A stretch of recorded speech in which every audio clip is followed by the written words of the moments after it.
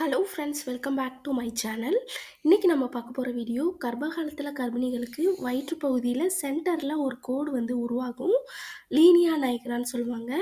இதை வச்சு நம்மளுக்கு ஆண் குழந்தை பிறக்குமா பெண் குழந்தை வந்து பிறக்குமான்னு சொல்லிட்டு நிறைய பேர் சொல்லுவாங்க. வயிற்றில் வளரும் கோடை வைத்து பிறக்க போகிறது ஆண் குழந்தையா பெண் குழந்தையா, அதை பற்றி தான் இந்த வீடியோவில் நம்ம பார்க்க போகிறோம். எந்த மாதிரி இருந்தால் நம்மளுக்கு ஆண் குழந்தை பிறக்கலாம், எந்த மாதிரி இருந்தால் பெண் குழந்தை பிறக்கலாம், என்ன காரணத்தினாலலாம் இந்த மாதிரியான கோடுகள் வந்து உருவாகுது, ஆஃப்டர் டெலிவரிக்கு அடுத்தும் இந்த கோடு வந்து இருக்குமா இருக்காதாங்கிறது தான் இந்த வீடியோவில் நம்ம பார்க்க போகிறோம். வீடியோவை ஸ்கிப் பண்ணாமல் முழுசாக பாருங்கள், அப்போ தான் உங்களால் எல்லாத்தையும் தெரிஞ்சுக்க முடியும். நம்மளோட சேனலில் முதல் முறையாக பார்க்குறவங்களா இருந்தீங்கன்னா சப்ஸ்கிரைப் பண்ணிட்டு பாருங்கள், அப்போ தான் நான் போடுற யூஸ்ஃபுல்லான வீடியோ உங்களுக்கு நோட்டிஃபிகேஷனாக வரும். நார்மலாக இதை வந்து இந்த கருப்பு கலர் கோடு வந்து நம்ம ப்ரெக்னென்ட் ஆன அந்த நாள்லேருந்து உருவாக ஆரம்பிக்கும். அந்த கோடு வந்து நம்மளுக்கு தெரியாததை வந்து லீனியா ஆல்பான்னு சொல்லுவாங்க. அதுவே நம்மளுக்கு அந்த கோடு வந்து நல்லா கருப்பு நிறத்தில் வயிற்று பகுதியில் சென்டரில் வந்து உருவாகிறத வந்து லீனியா நைக்ரான்னு சொல்லுவோம்.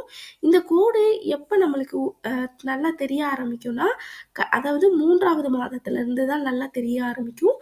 20 வாரத்தில் இருந்து நிறைய பெண்களுக்கு வந்து இந்த லீனியா நைக்ரா வந்து தெரியும்.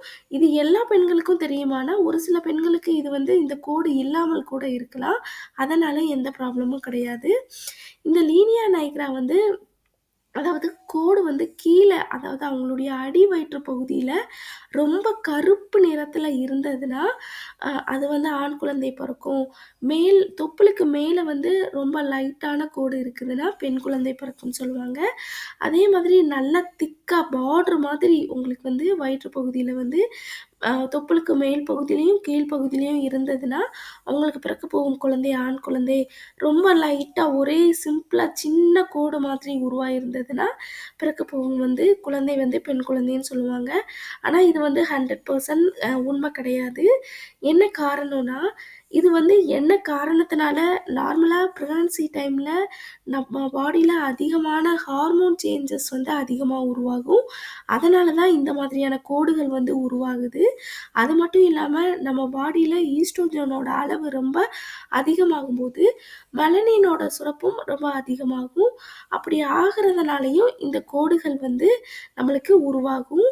நார்மலாக நம்ம பாடியில் மெலனினோட அளவு வந்து அதிகமாகும்போது, அதோட சுரப்பு ஏற்படும் பொழுதோ இல்லை அதிகமாகும் பொழுதோ ப்ரெக்னன்சி டைமில் வந்து ஒரு சிலர் ரொம்ப கலராக இருப்பாங்க.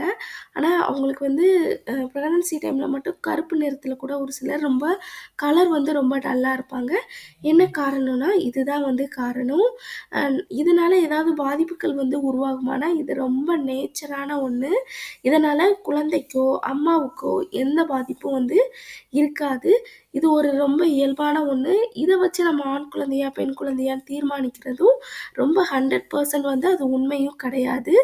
நெக்ஸ்ட் நம்ம பார்த்தோம்னா, இந்த கோடு வந்து நம்மளுக்கு எப்போ மறையும், எப்போ வந்து நம்மளுக்கு உருவாகும், நம்ம ப்ரெக்னன்சி டைமில் 3வது மாதத்துலேருந்தே ஒரு சில பெண்களுக்கு வந்து இந்த கோடு வந்து சின்னதாக தெரிய ஆரம்பிக்கும்.